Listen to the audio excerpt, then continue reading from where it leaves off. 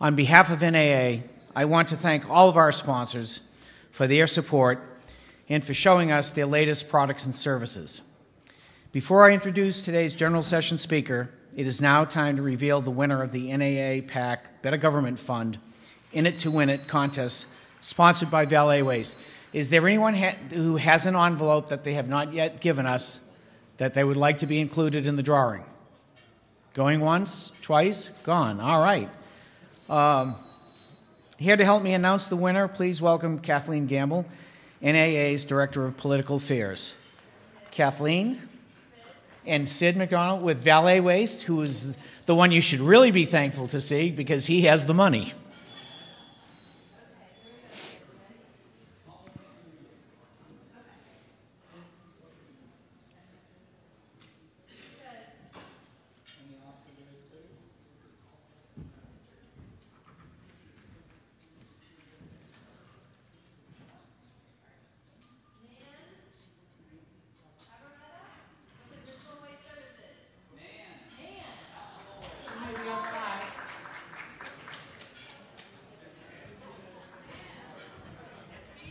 Nan Cavaretta.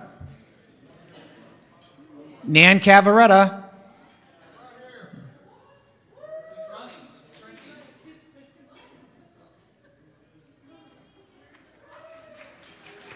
Congratulations, Nan.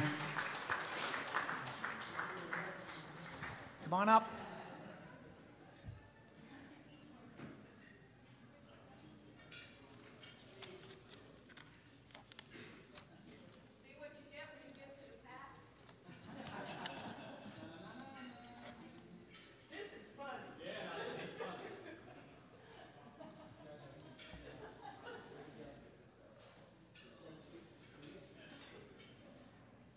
Congratulations, Dan. I'd like to thank HD Supply for being the sponsor, and again, our thanks to Valero Waste for sponsoring this drawing. I want to thank HD Supply for being the sponsor for the closing general session luncheon and our featured speaker, Andrew Winston. Andrew is a globally recognized expert on how business can profit from thinking green. He is the co-author of the bestseller, Green to Gold, and author of Green Recovery, a guide to surviving and thriving in an economic downturn. Winston is dedicated to helping companies use environmental strategy to grow and create enduring value for their customers, employees, communities, and shareholders. He bases his work on significant in-company experience. Today, he advises some of the world's biggest companies, including Bank of America, Pepsi, HP, Boeing, among others. Please join me in welcoming Andrew Winston. Thank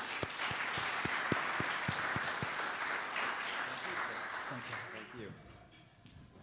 Good afternoon. You guys are very far away. Does anybody want to move up a little bit closer? I know it's like I'm the last speaker. I know there's kind of people want to make a break for it at any time, but really it's going to be fine. So if people coming in want to come up to the front, because I may come down at some point because I'm so far away. But thank you for having me. Thank you, HD Supply, and thank you, NAA, for inviting me to be here and to kind of help close out the event. I heard it's been a couple good days. I think my role is to kind of step back and kind of as you go out into the world from this conference to step back and talk about this very big trend. Why are we even here? Why are we talking about green or sustainability? Why are companies talking about it? Why are countries talking about it? What's this rising tide of pressure coming on organizations about their social and environmental performance?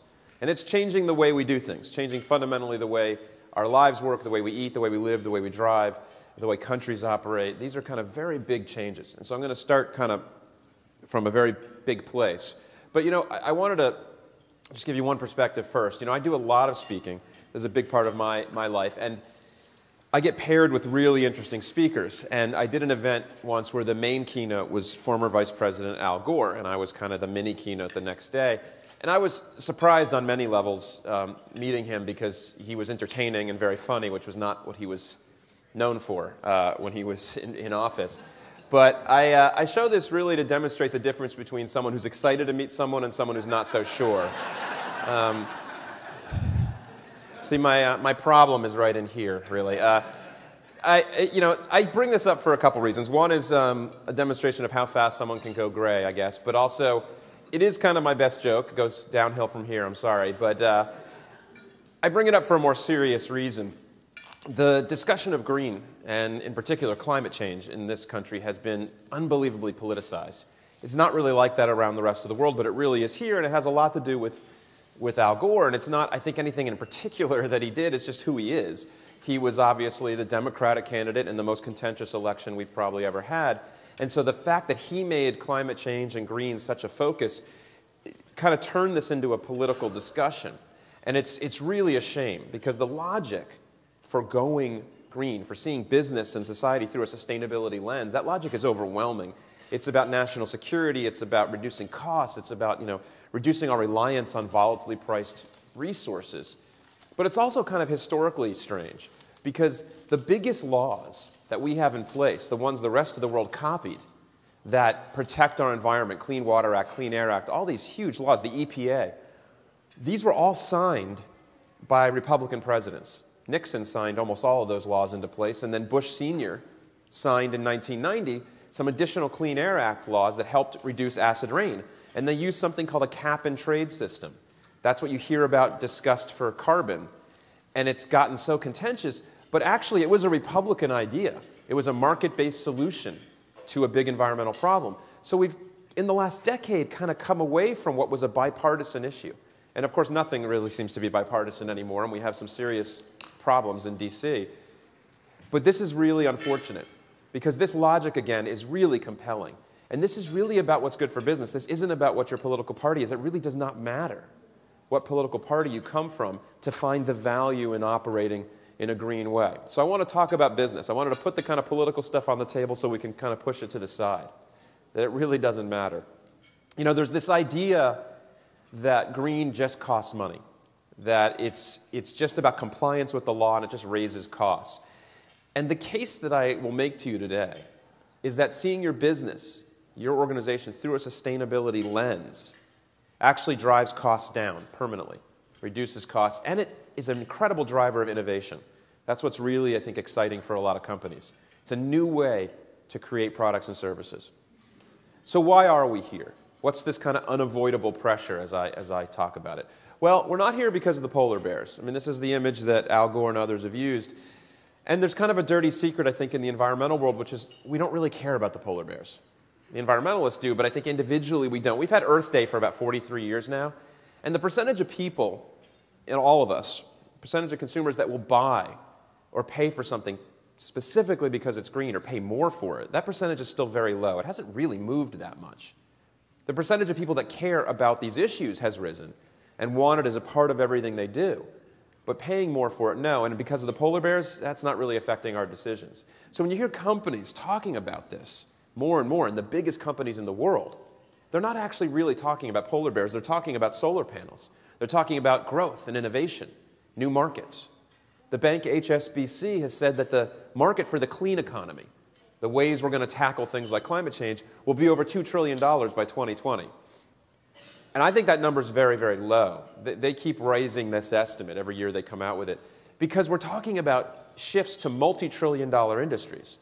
The built environment, transportation, energy systems, all changing, and changing very, very fast. And the countries that are going after this $2 trillion or more are going after it very aggressively. We in the U.S. are kind of in and out of this game.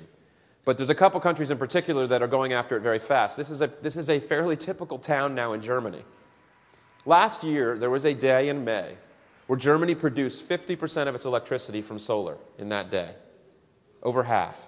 This is not a niche issue. They're not making 50% in total for the year, but in a sunny day, that's how much, and it's growing. And China has gone from having basically no solar and wind, no industry and no production 5-6 years ago to being the largest producer of solar and wind in the world. China, they just announced that wind became their number 3 energy source. It's bigger than nuclear for them now. That's really big. That's a very big chunk of their energy. And I often get the question about why should we go down this path? Why should we care about green if China doesn't? Well, there's a lot of answers to that, which we can talk about maybe in Q&A, but China does care. They are going down this path. They're putting tons of money, way more money than we are, into this. And in fact, they just announced they're going to introduce a carbon tax, something that's almost impossible for us to imagine passing here. They're going to do this. They're going to tax dirty energy and drive even faster to wind and solar and all these things. And all of these countries, Germany and China and Spain and Brazil and others, are spending tens of billions of dollars. We're spending some, but we spent a lot during the stimulus package, not so much now, on water systems, on energy systems. Smart grid is a big topic, on the energy that goes on that smart grid, renewable energy, on high-speed rail. China's building 10,000 miles of high-speed rail right now. We're building approximately 0 miles, give or take a mile or two. I mean, I think we might actually dig up high-speed rail if we built it at this point. We have none on the docket. We had some. We were about to build. The first high-speed rail was going to go up between, for some reason, Tampa and Orlando, because we have to get to Disney really quickly or something. And it got kind of shut down. Rick Scott, the governor, was elected a couple years ago. He came in under kind of a Tea Party platform and said, I don't believe in these big expenditures. He actually got fought and kind of taken to court over this particular thing by his own legislature, who were Republicans. This wasn't Democrats. They were saying, we actually do want to invest in infrastructure. We didn't used to debate infrastructure in this country. That used to be unanimous, let alone bipartisan, and we're having some struggles around that. But other countries are investing big. The one part of the U.S. that is putting serious money into this clean economy and are contributing to what's about $250 billion a year around the world being spent on this, one aspect of our country is, and it's the military. I don't know if there's any vets in the room, but the U.S. military is going very quickly. The U.S. Navy in particular. This is a forward operating base in Afghanistan, U.S. Marine base. It is run by solar panels because diesel fuel is used for the vehicles, but is mainly used to power these cities that we build in deserts. So it's solar powered because the Navy and Army have studied this, and one out of every 25 convoys of fuel and water gets attacked and we lose a soldier. So there's real lives at risk here. They've also realized on the macro level that buying more and more fuel, which funds fundamentally our enemies, is not the wisest strategy. So they're moving away from this, and they're spending a lot of money doing it, and they're moving into biofuels. They're building ships that have batteries that power part of their energy. They have hybrid ships now that are just like a Prius, but are basically a lot bigger. This is real money they're spending, and they're helping kind of create markets for this. And this spending globally, $250 billion, this is on the scale of the mobile build-out over the last, the 90s and 2000s were about building the mobile, building internet. And you see what that's done for our lives. We're building the clean economy at that same pace, even faster, $1 trillion in a decade. This force on companies, on countries driving this, it comes in a few flavors. I have a few kind of big buckets that I think about these pressures. And one is these tectonic changes in how the world works. This is Thomas Friedman, the world is flat kind of stuff. Globalization, technology, the rise of the consumer around the world, which affects the price of everything we use, and I'll come back to that. On top of that are these pressures from stakeholders. And stakeholders is a weird word in business. It's often used to mean like people, this was the Occupy group. Occupy, by the way, I read this recently, the Occupy movement was the fastest growing brand in history. In 4 months, 70% of the people on the planet knew what Occupy was. Fastest brand in history, right? That's kind of amazing, totally bottoms up. But this is the image we have of stakeholders protesting. Really, stakeholders is all of us. For business, it means our own consumers, our own employees, our own customers. We give money as people to NGOs, nonprofits. They pressure companies. It's all this pressure. And the reason they're pressuring companies is because there are real problems that we're concerned about. Things like water availability. Water around the world is becoming an enormous issue, an enormous stress. Where are we going to get our energy? Chemicals and toxics in our bodies, in our children's bodies. These are the concerns that are rising. Biodiversity, this kind of seemingly external thing, like we go to national parks on holidays. In reality, biodiversity is this web of life, this web of species that we rely on, that we're a part of. I just saw last night on TV the comedian Louis C.K. talking about how humans were the only species that have gotten out of the food chain, that we're not running through the streets being chased by a cheetah, so that was a pretty good development, which I just love that image. But we're not completely out of the system, right? We're not out of this closed system that is Earth. Biodiversity is just the assets on the balance sheet of the world, and we're drawing those down systematically. It's really not healthy. As a business, this would be really bad business. But it's not just the environmental issues. Companies are being asked now to handle issues that are around equity, gender and income and social equity, and around health and wellness. Huge pressure on companies. These issues used to be kind of mainly about the society and government, but now the private sector is being asked to take the lead because we have the resources and we have the people and the innovation, and the government's kind of broken, to be blunt about it. So we have to take the lead. And so just to kind of encapsulate everything I've just said, there's a few big buckets. There are these tectonic shifts, the clean economy, that I took you through some of those numbers, the resource constraints, the stakeholders that are right around organizations asking these tough questions, and then these big picture issues, climate and water and equity and labor issues. Now, my main message in a way is that none of this is philanthropy. Every one of us and every organization should, of course, be involved in philanthropy.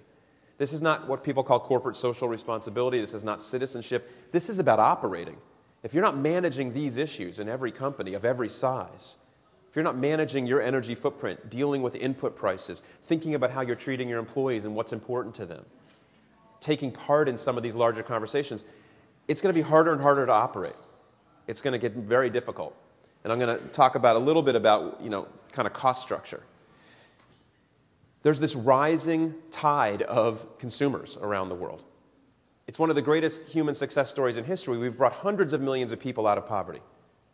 In China and India in particular, there's going to be another billion or so middle-class people within another generation. 7 billion people already. When most of us in the room were born, there were probably 3 or 4 million people on the planet. We're heading to 9 billion, that is. We're heading to 9 billion.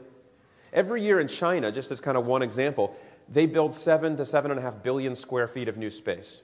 Now, this is a room full of people who might have a sense of what a billion square feet might look like. I didn't, so I tried to compare it to something.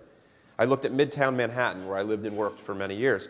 Every year, China builds not one Midtown Manhattan, but 31. Yeah, that's a wow kind of moment, right? And there's an asset manager, a guy who manages $100 billion, who's looked at commodities as like the best, he thinks, the best investing class of assets because there's this fundamental drag on demand for everything that we use. So this is an interesting chart. I pulled some numbers from his data. China is about 10% of the world GDP. So you'd think it would use about 10% of the stuff, and it uses 10% of the oil. But right now, China's using over half the world's cement. That's all those buildings. It's using 40+% of steel and aluminum. And the one that keeps me up at night is almost half the pigs in the world are in China. I just kind of can't get my head around this. And yesterday I gave a talk and someone actually stopped me and said, "What are they doing with all those pigs?" And no one's ever asked me that. And I was like, I assume they're eating them. But pork is their main diet. They don't have a beef culture as much as we do, but they're getting richer faster. It's kind of amazing, these numbers. And I highlighted cement, steel, and aluminum because those are 3 of the most energy-intensive industries in the world. So the energy demand is going to continue. I got an economics degree in college, and I don't remember college very well, but I remember drawing supply and demand over and over again. If anybody ever took an Econ 101 class, every advanced econ class, you just keep drawing that. Like, that's the model. And it means that the demand for everything going into our society, this China and India and everywhere getting richer, getting more populated, means that the demand for everything is rising. This is metals and steel and wheat and natural gas and oil. This applies to, it doesn't matter where your company is in the world, doesn't matter the size, it's our homes, it's our lives. It's getting more expensive. And the weather, extreme weather, is making this all worse. Now again, I don't really care if you believe or have issues with the climate change facts or science as it's reported. But you can't deny that it's actually getting hotter and that there's actually more extreme weather. That is measurable. That is really happening. And in fact, in January, Australia had to add 2 new color bands to its meteorological charts for their weather people because the temperatures were getting so hot regularly. So they added a new band up to 54 degrees Celsius, which is like 129 degrees. They had to add a band because there were temperatures in the middle of the country that were in the 120s and 110s. So they added these, and as Stephen Colbert reported it, the temperature color wheel now goes to orange, red, purple, magenta, fever blister, which I loved. And then this was my favorite. He says, that's in January. Imagine what it's like in the summer there. Okay, geography joke. That was just giving it a beat there for people to get that. That is the summer there, right? Okay. I'm just testing. Geography jokes are kind of really geeky, but I'll go for it. It's just getting hotter, and it's getting more extreme, and this is affecting, every commodity, but in particular food. Now, we see it when we go to the grocery store, but it doesn't affect our ability to eat. But for the first time in 40, 50 years, there are more hungry people today than a year ago. there was a decline. Even as population doubled, there was a decline for generations in the number of hungry people. An incredible success story. But food is more expensive. And there's a lot of commentators who believe that food prices and climate change were part of the reason that the Arab world went up in flames and that there was so much discontent a couple years ago, the Arab Spring, right? Now, this affects companies, to bring it back to the private sector. Tyson Foods, for example, Morningstar analysts said at late 2012, they said in 2013, Tyson Foods will spend about $700 million more on feed, on just operating, next year, this year. Every year Tyson makes, their net income is about $500, $800 million. So this is their whole net income, just from the price of feed. And Coca-Cola announced in late 2011 that they would spend, and they had just spent, $800 million more than they expected or hoped on rising food prices, because Coke is liquid corn. It's not partly liquid corn, it's entirely liquid corn. I think if you probably maybe don't think about it that way, but that's what corn syrup is. So this is affecting business. So that's kind of Econ 101. The price of everything is rising, kind of fundamentally. I heard on the last panel, there's been a huge drop in commodities. Commodities are hugely volatile, but there's a fundamental paradigm shift that's happened where the slope of commodity prices for the last decade is basically up. There's huge volatility. Things come down for months, they come back up. But upward slope is different than we've ever seen since the Industrial Revolution. That means that prices keep rising. The other thing that's happening on top of this is almost a more powerful force, which is transparency. Has anybody seen Good Guide or used their website? There's a few nods. It's growing. A few million people visit this site every month.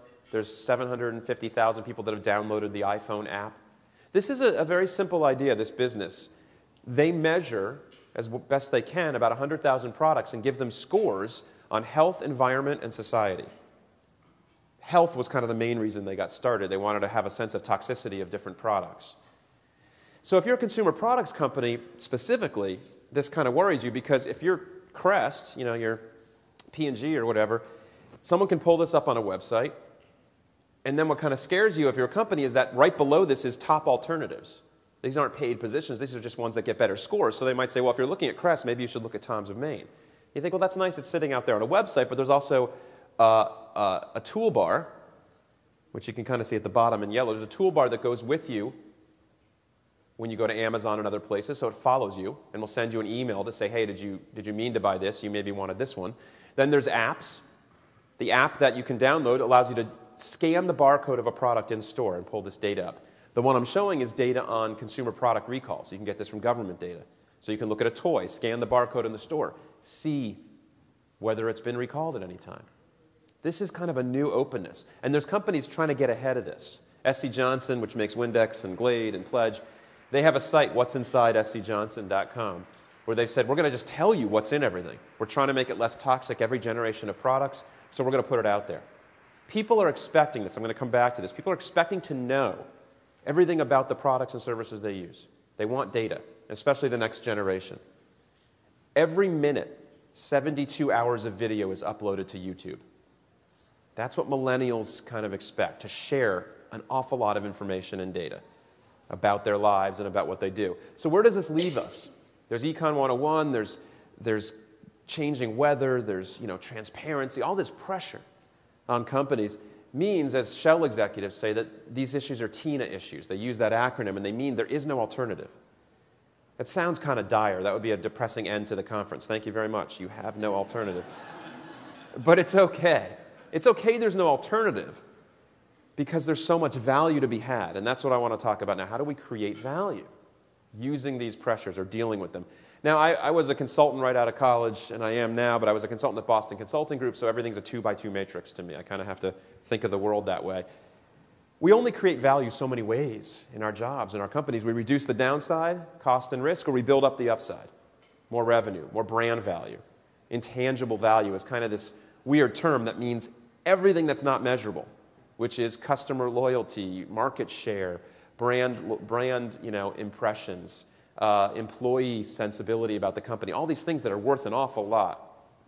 But cost and risk have kind of been where environmental has been focused for many years, and there's companies like Dow that's cut about $5 billion out of its energy spend in a decade, DuPont, hundreds of millions of dollars, 3M saving money every year, new ways to save money. But there's innovation going on in all of these. And so the question for, I think, companies that are putting out space and renting or leasing is often, well, does it pay? Can we get more brand value or more revenue out of greening our operations? And so I've spoken at events for the Home Builders Association, for International Shopping Center, these kinds of built environment organizations. And in the past, I've been able to show this data. There was this study by CoStar Group in '08, right before the recession, that said LEED buildings, the green buildings, were getting higher rates, higher occupancy and higher rates. I don't think they kind of redid this study. The recession just kicked everything into weirdness, right, around real estate. So I'm not sure they've got a sense of this data anymore. But they did do a study in 2011 and said the greener buildings had a 4% higher ROI and that the building value was higher. So there is some continued evidence that this works. And in fact, the greatest example I know is the Empire State Building. They went through a whole retrofit. They were doing it anyways, but they made energy a huge part of it. And it was less than 3-year payback to cut energy use in the Empire State Building 40%. Huge savings. And when you hear the owner, Malkin, this guy Malkin, talk about why this has been valuable, he says, I don't really care about the green stuff. He's probably exaggerating, but I think he doesn't really. He says, I don't really care about this.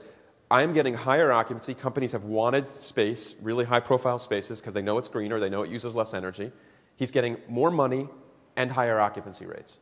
So I've seen him talk to owners of space, saying, this is really valuable, in addition to you just lowered your cost. So the green thing is working. It's working in the built environment. So how do companies create value? What are the ways they operate? And in my second book, I talk about kind of 4 buckets of change. And 2 of them are kind of take a little bit of investment, but they're about getting smart data, knowing your footprint, knowing your operational impacts, where are our risks, where are our opportunities, and getting your people engaged. There's a study by Gallup that shows that the most engaged organizations, the people who care more about their organization, their earnings per share grows 4 times the least engaged organizations. And they have higher margins. There's study after study that shows this. People are engaged.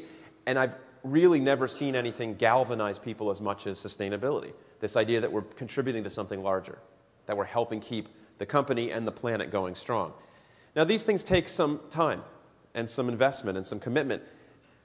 The other areas are the stuff that hit the bottom line kind of quicker. Getting lean. Facilities, heating, lighting, cooling, IT systems, waste, fleet. Huge savings, paybacks in the months, not years. Enormous amount of opportunity in every operation. I'll show you some examples of that. And at core, this is about getting creative and what I call getting heretical. I drew a bunch of arrows here so you can trust me. They're all related because I drew the arrows. But, they're related. These things interact. You can't get very lean if you don't know first where you're fat. You need better data. But in the end, this is about asking different questions. So I talk about what I call heretical innovation. Asking very tough questions that challenge the way we normally do things. And I'll give you examples as I kind of go through the rest of the talk. That heresy can happen kind of at every level. It could be something operational, some little thing we do, but we do it in a totally different way, all the way up to the entire business model of a company. And I'll give you examples. So let me just quickly say about this engagement thing, getting people involved, that when you look at millennials, the next group, the 25 and under roughly, survey after survey shows that they care about values. I hear from companies of all sizes that these millennials walk in, even in a horrible job market, and say, what are you doing for the world? What's your sustainability plan? What are you doing on the environment? I hear that in service businesses, places you wouldn't expect. They want to work for something they believe in. I mean, the job contract that we all kind of came out into the world has kind of died, right? Starting in the early 90s, companies just laying off became just a strategy. I mean, companies didn't used to have that as kind of in their arsenal very much, unless they were really going under. Now it's just a way of cutting costs. So there's no job contract anymore. The next generation has grown up entirely in that world. Entirely in that world. So what does getting smart do for you? Now, I just spoke to someone before who had to leave, unfortunately, but I saw he was wearing one of these. Anybody wearing a fuel band right now? Nike? There's a couple people. We're entering a time of data collection. Big data is this theme in business. And people wear these now, and it gives you how many steps you've taken, how many calories you've lost. There's other versions. This is from Nike. There's other versions that will help measure your sleep. People are getting very datafied. They want to track everything. And so this, to me, brings up for you guys, is there a benefit for your customers, your tenants, in sub-metering? Are they going to not only kind of expect it, but like it, just want to do it, want data. And having data in particular saves money. It saves everybody money. And this happens with home energy meters. I think submetering allows you to do this well. Or screens in your car. Anything that gives you real-time feedback. This has been shown to cut energy use 5 to 20%, depending on the operation or use.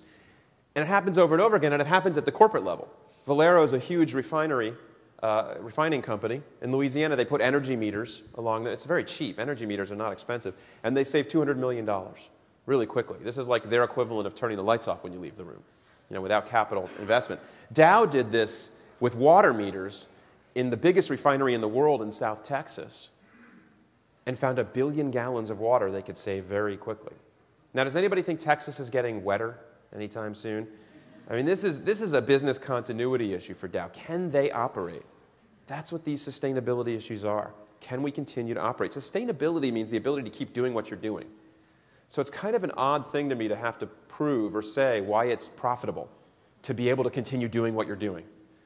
Because the pressures are very real, and we're not going to be able to continue doing the way we do it now.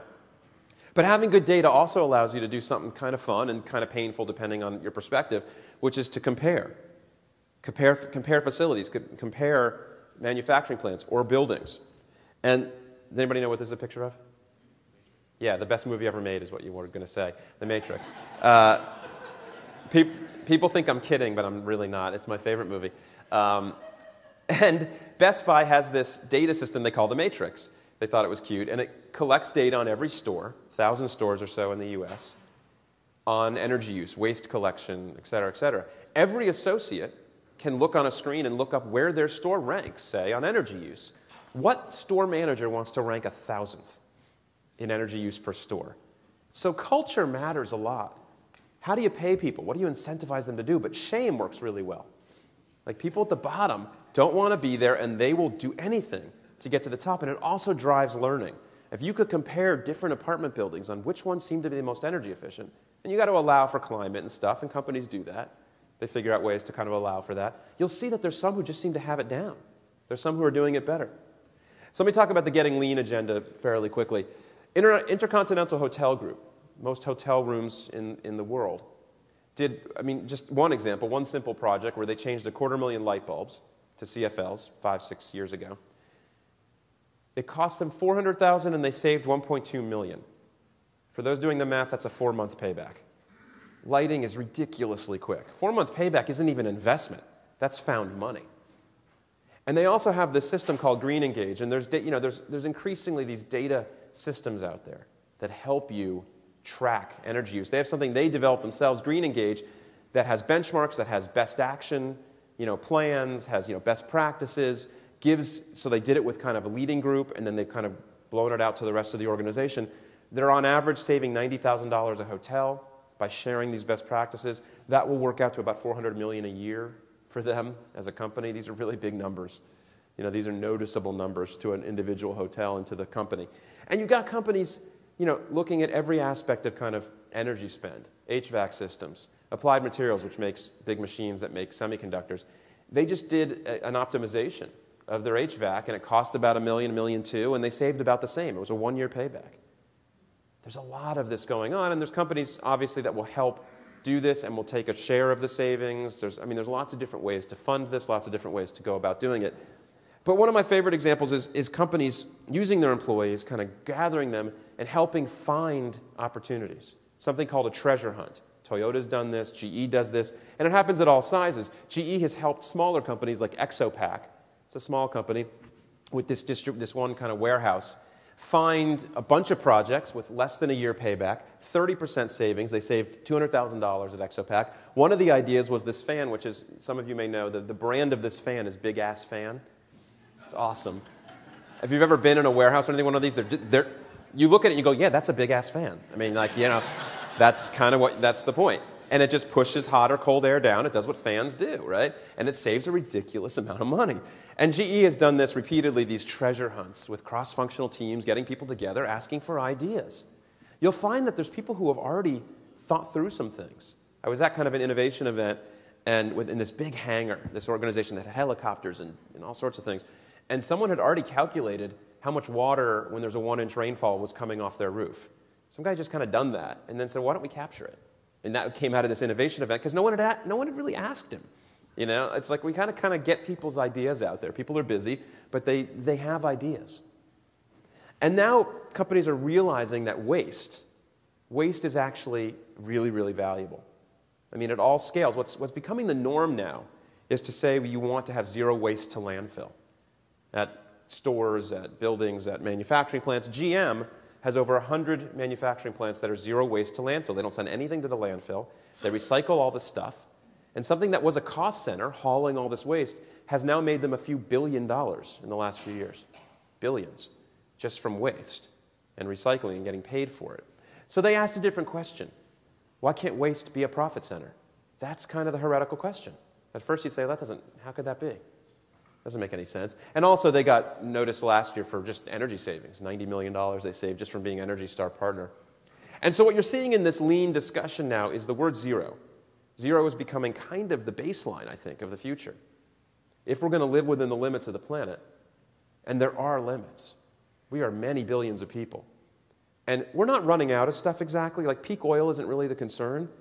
It's that it's getting harder and harder and more expensive to get to. Like we dig a mile under the ocean for oil, not just for fun, because that's where we have to go now. And oil sands in Canada. You know how difficult it is to get oil out of sand? I mean, like, this is the easiest way now. It's getting harder and harder. So we have to find a way to cut our footprint basically to zero. Close the loop on things. And, you know, companies like DuPont have taken their building materials business, for example. One division of their company went from 85 million pounds of waste to zero in 3 years. Zero waste to landfill. Regions like Scotland have said that's our goal, zero. Companies are talking about, they don't say it this way, but they'll say, you know, a Walmart or a Target will tell their suppliers they don't want phthalates or BPA, these chemicals that no one had ever heard of, but showed up in plastic, you know, baby bottles and pacifiers. And they said we want them out of the products. That means they want kind of zero toxicity. And they're talking about zero carbon, wanting 100% renewable energy. Walmart announced a couple days ago they're going to get to, they think in 2020, about 35% renewable energy. They're the biggest buyer of renewable energy on site in the country now. Biggest buyer of solar, biggest of all energy. And Sony has taken this to kind of a different level. They've said we're going to be zero footprint by 2050. By 2050. Zero across our whole value chain, all of our partners. We're going to measure this. They don't know exactly how, but they've set interim goals. Now, I'm using a lot of big company examples. I know that not everybody here is in a big company. There's almost nothing I'm saying that is specific to big. I just use them because everybody knows them. And to show you that this is not a small issue. I could give you examples from smaller, you know, mid-sized companies like Patagonia and ones that have been known for being green for a long time, or even smaller companies. There's very little in this agenda that the smallest companies can't do. And in fact, innovation comes often from the smallest companies in our economy, more so than the large. But there's a couple tools I would suggest for how do we make these investments. And there's a little bit of a game that some companies play where they look at all the projects that could save them money. They gather people together, they say, what are the ideas we have, how much will it save us, and they bundle them together. Diversity is a company that makes cleaning products, and they had this idea. They wanted to find energy projects that would pay back in 3 years and would cost them less than $1,200 for every ton of carbon they reduced. And they found 30 projects that met both of those hurdles. And normally you'd say, okay, let's go do those. But they found another 60 that met one of the hurdles and not the other. They combined the whole thing into a 90-project portfolio that met the hurdles together. So some of the really quick paying in some ways paid for the ones that took a little longer. And in total, they were able to cut a lot more, save a ton more money, set higher goals on their reductions. It was just far more profitable. And there's more and more companies realizing this, that if you just keep picking the low-hanging fruit, in a couple years you're left with the stuff you can't reach. So sometimes you want to bundle them, pair them together. Take the really quick-paying stuff and do it together with the stuff that takes a little longer. So you're doing it all at once. You're getting all these benefits at once. So I think this is kind of a heretical question. Can we change what hurdle rate means or return on investment? This thing that we take for granted in business. Can we change it? So let me talk about heretical. You know, what's really needed? And I'll give you a few examples of heresy running from, you know, process decisions up to business model. How many people know the story about UPS? Doesn't take left turns in cities. How many people have heard this story? I ask this everywhere because this is the only story I've told in every talk I've ever given. over 6, 7 years, because if you never remember me in a couple years, you'll remember this story. People come up to me later and say, this story, for some reason, this is it. UPS doesn't take left turns picture in a city, a grid like New York. Well, why? If you're idling, waiting to cross traffic, you're wasting time, energy, and money. So they use GPS software to plan out routes and take right turns, keep avoiding those lights and crossing traffic. And last year, through telematics, and that's the term for these kinds of routing, they saved 85 million miles and 8 million gallons. Now this is a great savings story, but to me it's the core culture story. Because I want you to imagine that first meeting where someone said, hey, why don't we stop taking left turns? Who's with me?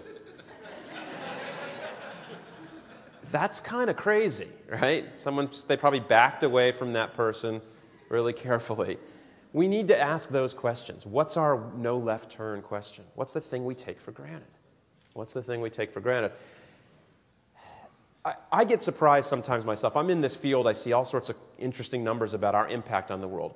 Adidas came out with this number recently, and I had to check it and see if it was right. Every 2 years, the global apparel industry, just to dye our clothing, it takes water and chemicals to make clothing have color. Cotton comes off brownish or whitish. To dye our clothing, every 2 years, the apparel industry uses an amount of water equal to the Mediterranean Sea. That's a lot, right? That's a lot of water. That's just one industry, one process. And so Adidas said, this is probably not going to be able to continue. Water's this huge constraint. So they paired themselves with a really small company, a new technology, innovation from the small, to develop a dry dyeing technology. And this is a T-shirt, a picture of the T-shirt with the number of bottles on it is how many liters it would normally take to dye that one T-shirt. Now they use 0. So the question they asked is, why do we need to use water to dye clothing? That's a heretical question for that process, for that particular question. We're innovating now in how we innovate. I mentioned before kind of getting ideas from people, those treasure hunts. You've got companies asking the world for solutions to problems. They don't think they can do it alone. GE said to everyone, can you give us ideas for how do we make homes greener? How do we make the grid use less energy? They got 5,000 business plans. They put $140 million into companies. Some of them were well established. Some of them just got like a $10,000 or $100,000 grant for like 2 guys in a garage with some new ideas. Heineken did this. Lufthansa did this. Heineken did this around packaging. They said, we'll give $10,000 to the best idea for packaging. And I love this. One guy wrote in with a couple different ideas. My favorite, he came up with this honeycomb-shaped can that you could pack together so they would pack tighter, save energy. My favorite is the tap truck. Imagine pulling that up to a frat. There's no packaging. Just here's the truck filled with beer. I don't know if they're really going to roll this out, but this is the kind of ideas that come out. So can we invite everyone in? Can we ask everyone? And Caesars Entertainment, casino company, has done this where they've kind of incentivized people to provide ideas. They have this platform they use for engagement internally from a company called Practically Green that I'm on the advisory board for. And they added a couple questions. You get points in this system for sharing a ride to work or changing light bulbs. But they added questions that said, send in an idea on energy reduction or greening the business, and we'll give you points. And a couple people came up with interesting ideas. One was a virtual warehouse. They said, there are hotels that are getting rid of stuff, like back-of-house refrigerators or flatware. Maybe they're getting redesigned or redecorated. And there are other hotels in their system that could use it. And they hadn't really kind of connected them before. And they've created this virtual warehouse. You can log in and say, oh, I want that refrigerator, and you just pay for shipping.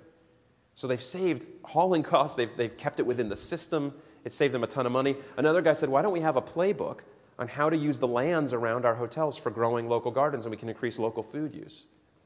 This just came from employees. This is open innovation.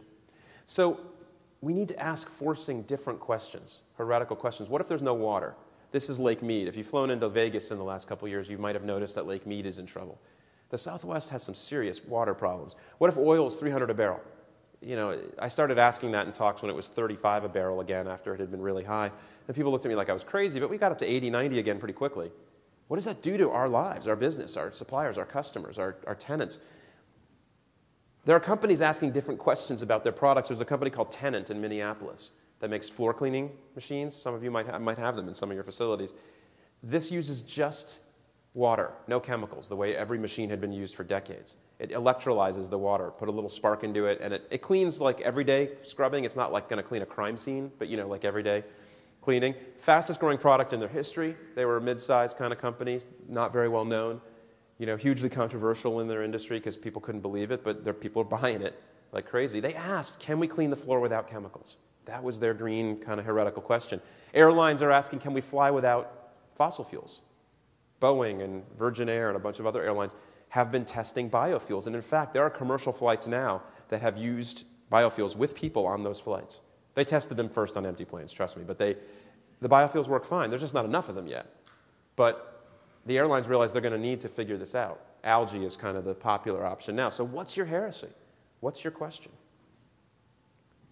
So I'll give you just a few ideas. I will post this talk as a PDF on my website. It may be up already. I sent it to my web person. But I'll give you a few kind of starting points. Getting lean. I've talked about this. You can start small. Find the things that go, duh, we should just do that. We should close that door. We should change that light bulb. Automation is really big. I know you have building management systems. In corporate settings, things like software that turn down all computers at night, so you don't have to have a sign up that says turn off your screen. We're lazy. And we have a lot on our minds. You're leaving to go home for the day. You're not going to remember to turn off your screen. So why wouldn't you just automate that? Automation is really big. And I think setting aside funds for this. Everyone has some CapEx, no matter the size of your business. If you don't have any capital expenditure budget, you have bigger problems than anything I'm talking about.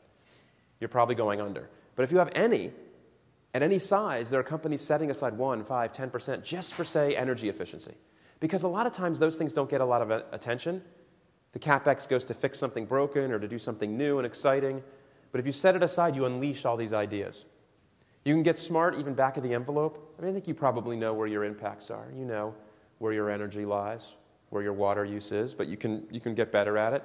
And then what's important is getting that data in the hands of people who do something about it so they see it as real time as possible, the ones who can affect its outcome.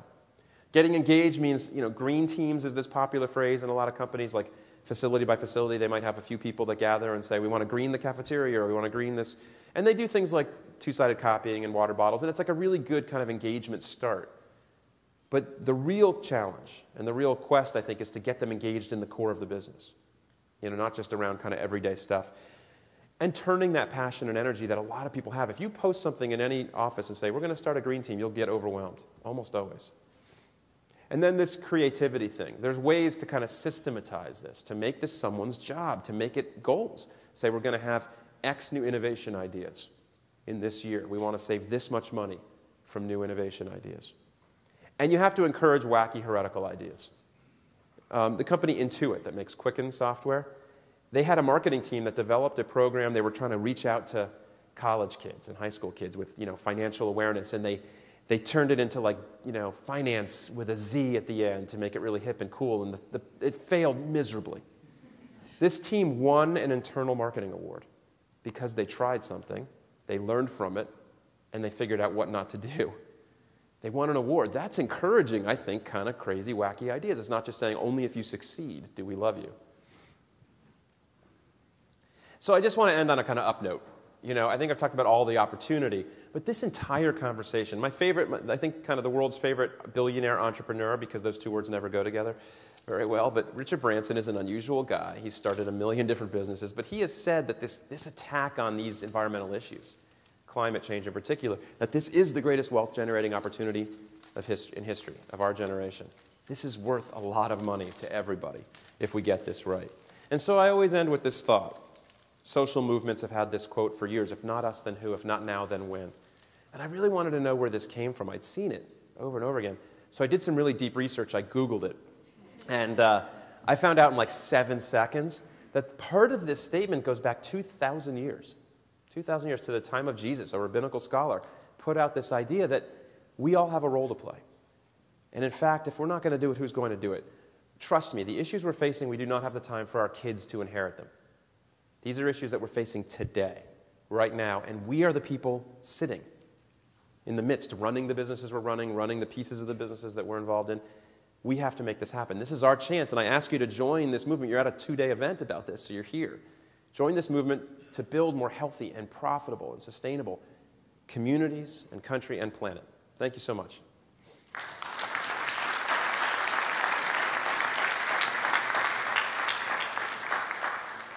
I know people have to go. If you have to go, I get it. We have some time for questions, and there's a mic right there. If people want to, I can repeat them if you want to yell them out, or you can come up to the mic. You can just come up and say how much you agree with everything I said.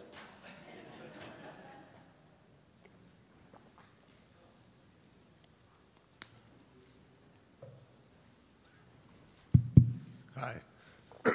What do you see, you know, with the conversation with electric vehicles and kind of this that industry transform? I mean, and I've heard statements, but I guess my question is, electric vehicles sounds great, but if you're still using the same techniques to generate electricity, right. I get there's an efficiency with it, but I was wondering if you could speak to that a little more. Yeah, there's a pretty large efficiency, but it's a worthy question. The studies I've seen say if you plug in electric car to kind of the dirtiest grid, that's all coal, it would be kind of equivalent to driving a Prius, which is pretty good. If everybody drove a Prius, we'd be at kind of the 2025 level of efficiency in cars that we're expecting in 12 years. And that's the dirtiest grid. There's plenty of grids that are far cleaner. So the efficiency in electric cars is that you're converting, an electric engine converts energy at a much higher percentage than a combustion engine where you lose a lot of energy and heat and exhaust and things. So an electric engine is just much more efficient. And if you look at, but the auto industry, like Ford in particular, has mapped out pathways for us to hold down. They have made science, the science of climate change, kind of the basis of their product development. It's a really interesting strategy. And they've mapped out two paths. One is the vehicles, and they want to make the combustion engine better. They're doing that. They want to have alternative fuels, and they want to have electric cars. But they've also said the grid has to get cleaner too, and that's happening as well. So they both have to happen. But that's what's so great about electrification in my mind is that when you then are cleaning the grid, it's like 2 for 1. I mean, you've just doubled the benefits. We take all the emissions out of each individual car and put them centralized on power plants or the solar on your house, right? So it is more efficient, and we are electrifying. Electric cars, I was at the Detroit Auto Show in January at a Ford event speaking, and Ford said that I think in 2012, almost 4% of cars sold had electrification in some way, hybrids or electric. It was 2% the year before. It's actually growing really, really fast. You hear in the press that the electric cars have failed. It's just not true. It's just they are growing at the pace that new cars, new ideas, new technologies grow. What's going to need to happen is a grid, plug-ins around at offices, and that's happening, but also in buildings. And you're seeing utilities that are really interested in making office buildings, apartment buildings, everything, places to plug in.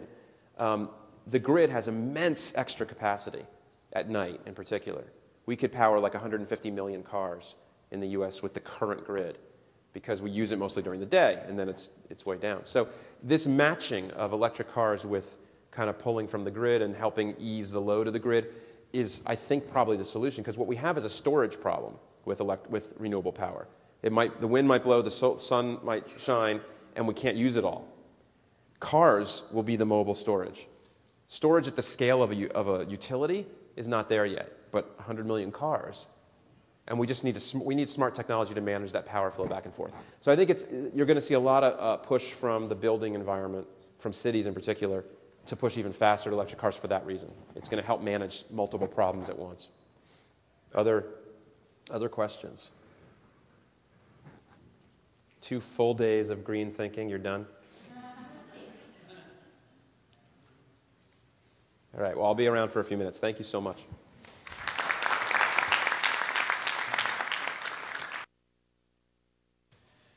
And you're not done. Someone's still speaking.